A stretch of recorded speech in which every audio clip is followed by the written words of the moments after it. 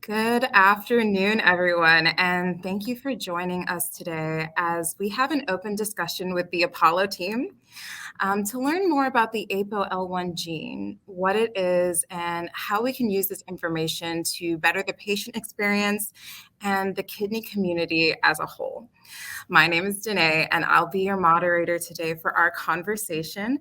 For context, 2 years ago, I was told that I'm actually homozygous for the ApoL1 mutation, and so I wasn't able to donate to a loved one. Yet at the same time, in my situation, no one was really able to tell us what this gene was, what it meant for me, my future, or that of my family and my loved one. So today, I am very excited to bring this information to you, as it's the same information that I and my family wish we had when we were going through our journey to finding a donor. So with that, I'll ask the Apollo team to introduce themselves so that we can get a better understanding of the team and each individual's expertise.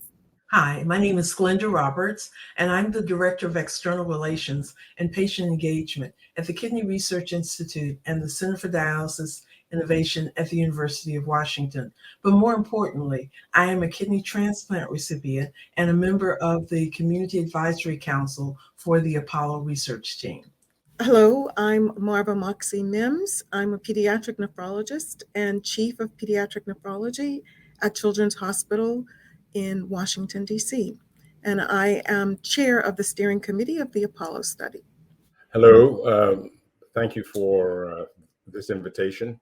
My name is Jonah Odim, and I'm a heart and lung transplant surgeon who is the chief of clinical transplantation at the National Institute of Allergy and Infectious Diseases, working alongside some of my colleagues at other institutes in the Apollo study. Hello, I'm Krista Lentine. I am a nephrologist and medical director of living donation at the St. Louis University Transplant Center. And I'm also honored to serve as co-PI of Apollo Clinical Consortium 3 in partnership with Dr. Dan Brennan from Johns Hopkins. Hi, my name is Sylvia Rosas. I'm an adult nephrologist at the Joslin Diabetes Center, and I'm the PI of one of the recruitment sites for the Apollo study. So one of the first questions that I have is for Jonah. Jonah, you and your team are working on a research project called the Apollo study. Can you tell us a little bit more about that? Maybe give us a bit of an overview as well as what the goal of this project is. Well, the Apollo study is a very, very large study designed to answer the question of whether there are certain high-risk biomarkers that affect the outcome of patients of African origin in terms of kidney function. And historically, there have been a number of trials that have demonstrated that African Americans at high risk for kidney failure have two of these high risk variants or biomarkers, if you wish, and that folk of European and other racial groups do not have it. So it's an important signal. And there's enough data in the field to suggest that having one or two of these important biomarkers may place the recipients of those kidneys at risk for shorter graft survival after transplantation. And because most of the studies to date have been retrospective, looking backwards, this is designed to look forward and do a rigorous study to actually answer the question as to whether these biomarkers indeed drive and predict worse outcome, worse kidney function in recipients of kidneys that have of African origin. So it's a huge study, and it's quite difficult in the transplant population to do this.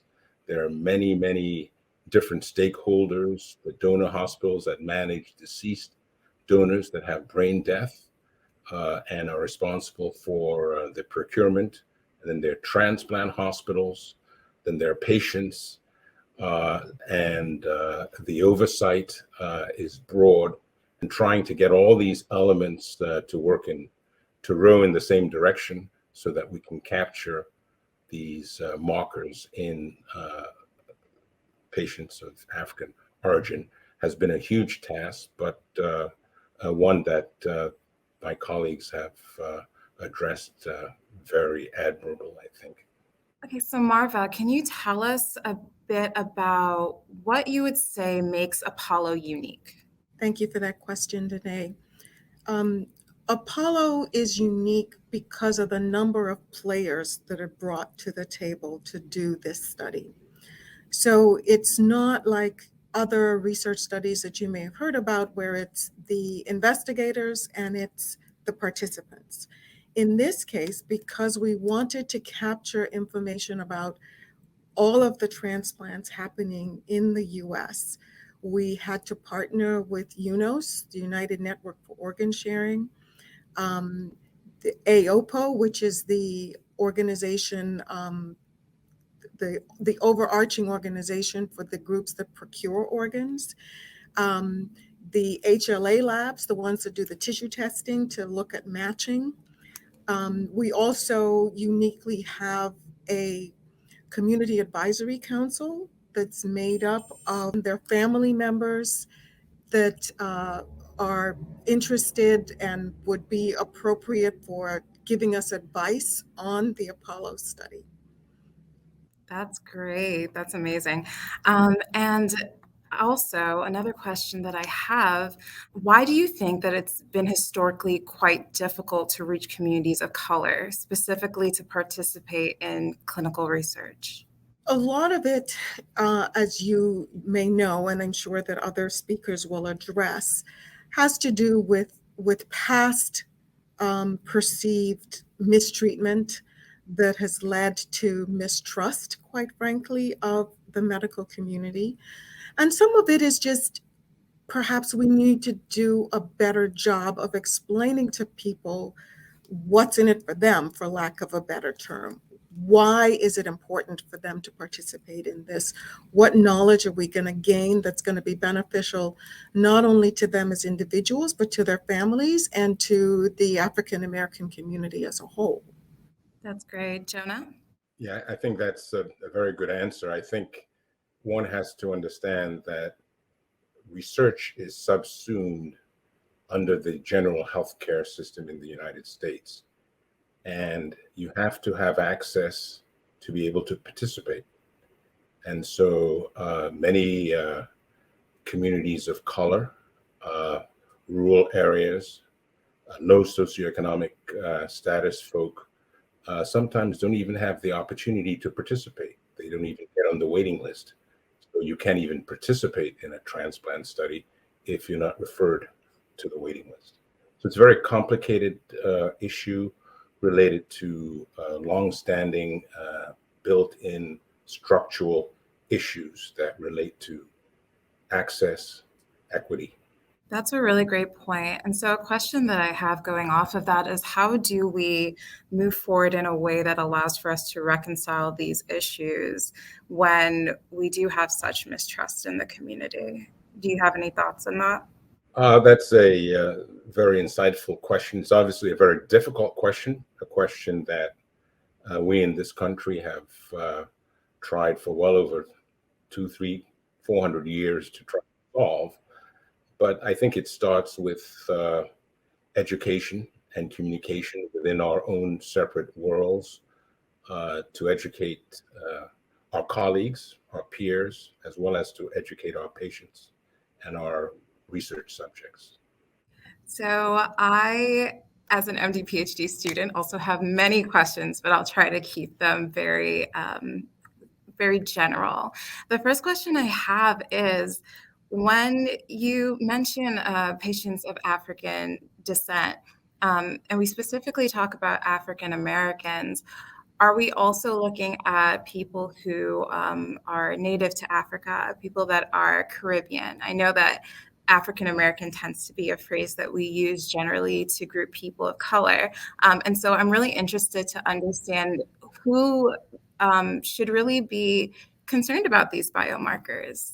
I welcome any of my colleagues to join in, but when we talk about recent African origin, it's anyone who from the continent has migrated to any place within the North American continent. And so the variety of migratory paths that have gone through the Caribbean, for example, gone through Puerto Rico, have gone through some of the Hispanic areas, and in general, at least in the transplant system, the individuals self-report their ancestry, and or the medical healthcare team will, upon looking at an individual, tick a box.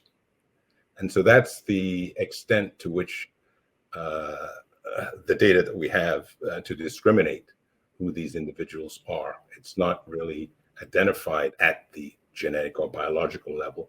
It's based on self-report and what the healthcare professionals have coded as these patients come into the system. Yeah, so I just want to mention that I agree with Dr. Odom. So for this study, we used a broad definition. So patients that were, for example, Haitian or Cuban that self-identify, Puerto Rican, wherever they're from, but self-identify as being of recent African ancestry, or identify as Black or Africa, Colombian, or whatever they wanted. So they would be included in the study, as long as they take that they were African American or African descent. Yeah. And I'd like to actually build on that, because I think Jonah made an interesting point about frequently healthcare providers will look at an individual and make a determination about what your ethnic background is. And I think a number of my colleagues will share with you that I tell the story often that when I got my DNA results from 23andMe or one of those services, we were surprised to find out that I am only 48%, plus or minus, of African descent. But anybody looking at me would automatically assume that I was definitely of African descent. So I think as patients, we have an obligation to make sure that we communicate to our healthcare providers how we would like to be identified. That's an excellent point. And I think another thing that, as you mentioned, that another thing I was thinking is that sometimes the way we look doesn't always say a lot about where we've come from. And so would you suggest, or how would you suggest physicians to introduce this information to maybe a patient who was biracial, or a patient who came from South Asian descent, but maybe they could also have this as a risk? Or are we ignoring or maybe not providing information to people who don't look as if they're people of color? And essentially, like, how do we equip our physicians with the ability to communicate this information to people who need it?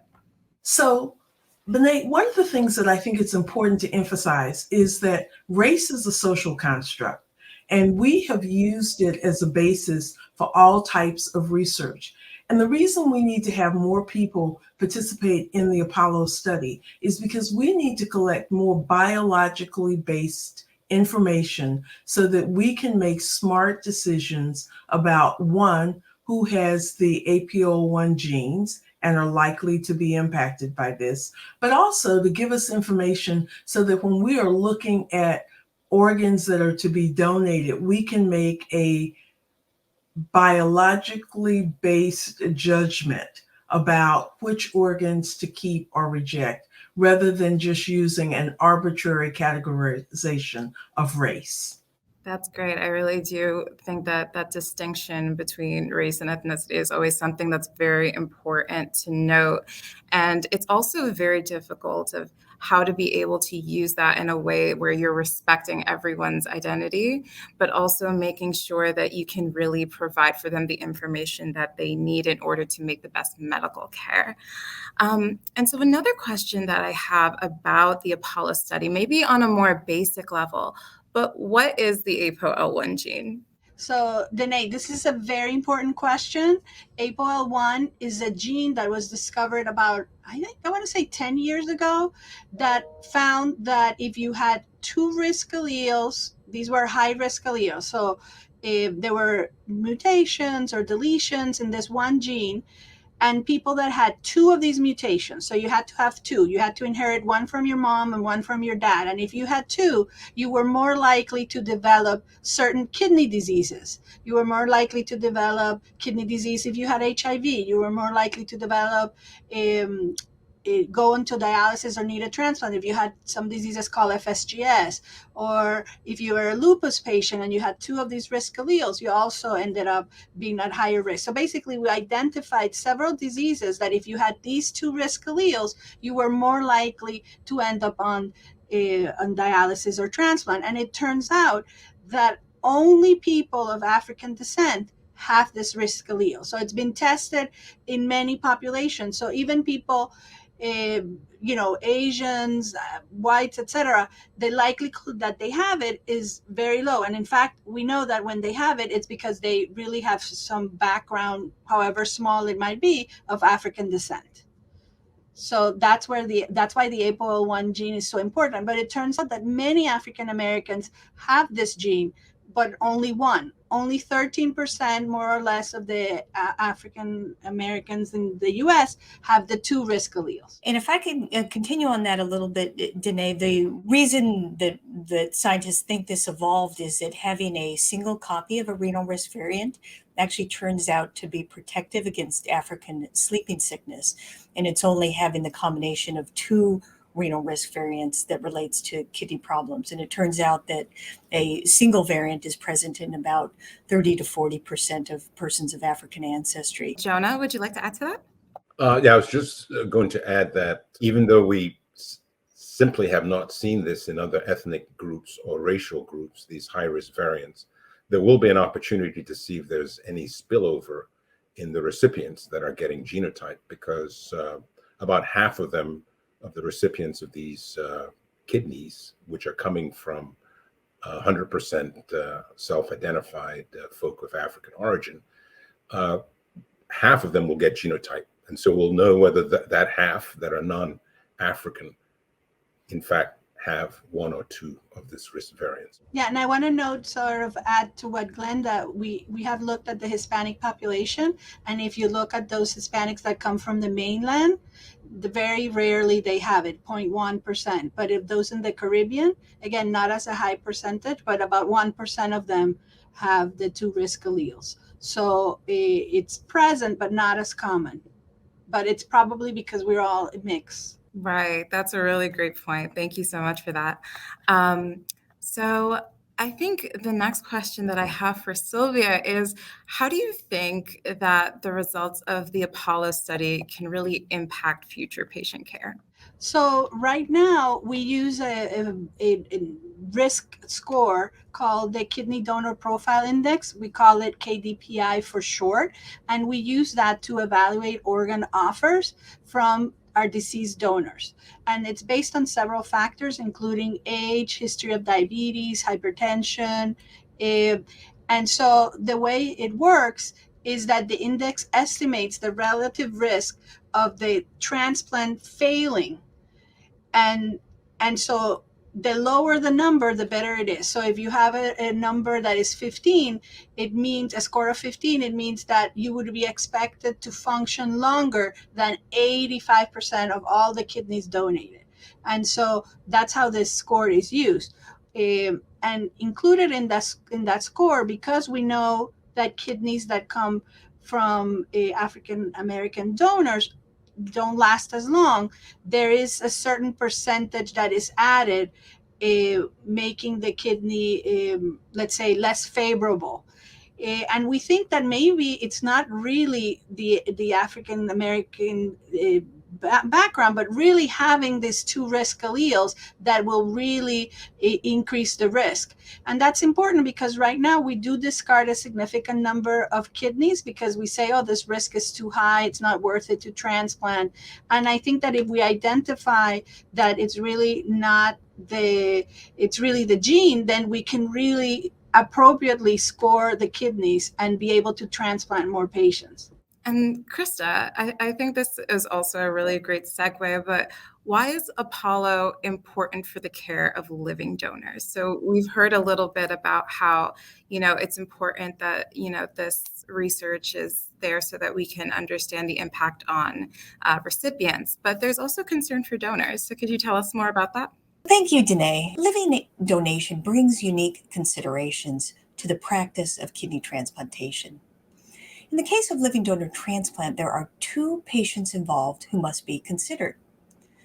The living donor APOL1 genotype may impact the outcomes of the transplant, as discussed by Dr. Rosas for deceased donor kidney transplantation. However, it's not known if the nature of second hits that lead to transplant failure are different when the organ comes from a living person versus a deceased donor. Further, of critical concern is the health of the living donor, as you know, the person who derives no medical benefit from organ donation and gives to help another person. As in the general population, there are racial differences in post-donation outcomes, and on average, Black living kidney donors have been shown to have approximately 2 to 4 times the risk of kidney problems after donation as white donors. But as emphasized by our colleagues, race is a social construct. A portion of this risk may be related to kidney risk variants in APOL1.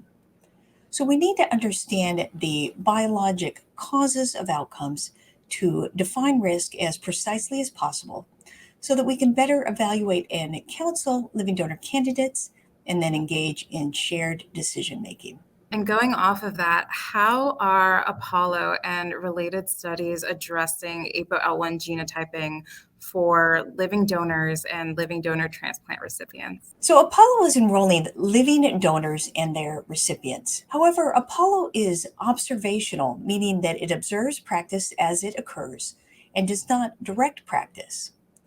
Some transplant centers are already using APOL1 genotyping in the living donor evaluation, even though precise risk data are not available.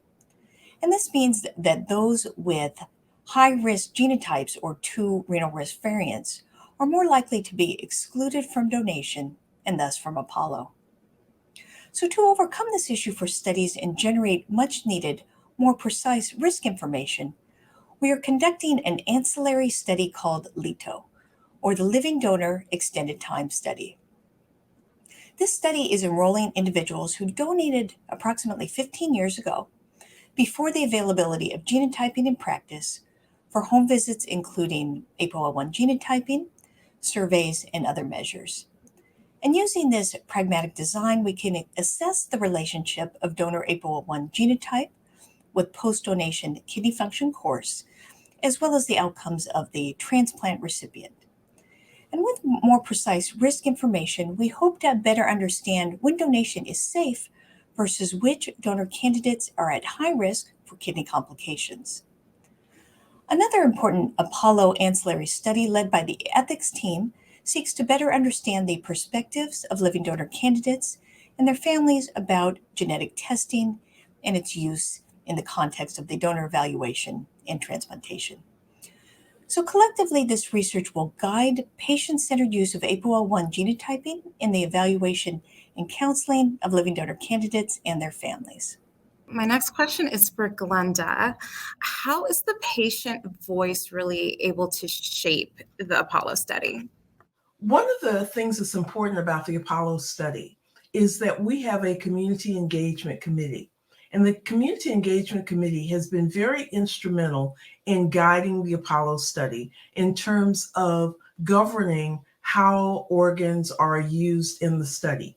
Even though the law allows researchers to use an organ, if you signed up to be a donor and you said, I'm willing to participate in research, we felt that as a community, it was important to get the next of kin's approval for those organs to be used. Now, that presents a huge barrier in terms of recruitment, but because of some of the historical atrocities that have gone on, we just wanted to be sure that our community feels like, one, they are aware of what's going on with those organs, and two, that the organs are being used in the most appropriate way. So I encourage everyone who is willing to be an organ donor, make sure you have the conversation with your family in advance. Tell them that you're willing to be an organ donor and tell them that you're willing to participate in the Apollo research. Because as Sylvia mentioned earlier, race is one of the criteria that's being used for discarding these organs. And we want to make sure that we get accurate biological data so that we can use it in making a decision about which organs are good organs to be used for transplant. So you can make a difference. Thank you so much for that call to action. Yes, you can make a difference. And so if any of our listeners are interested in taking that next step to make a difference, where can they learn more about the Apollo study and how they can get involved? Well, there are a number of different places that you can go. First, you can go to the apollonetwork.org just to learn more about the Apollo study itself. And if you're actually interested in participating, I encourage you to email apollostudy@wakehealth.edu. That's apollostudy@wakehealth.edu. Because one of the things that's exciting about the Apollo study, as compared to a lot of other studies, is that you can participate in this study from anywhere around the country. A lot of times people don't get to participate in studies because there are only a few sites that are involved in the research. But there are OPN transplant centers all over the country. And so we encourage you to sign up and participate in our study. Oh, I did want to add that Apollo is also active on social media. We have a Twitter page and it's called at Apollo Network 13. So please follow us. We also have a Facebook page, the Apollo Network, and even a YouTube channel. Wonderful. Thank you so much. And we look forward to seeing that new information and some of that new data that comes out. So thank you once again to all of our panelists. And thank you, our viewers, for watching this Facebook Live brought to you by the National Kidney Foundation. Please stay safe, stay strong, and know that you are not alone. Thank you.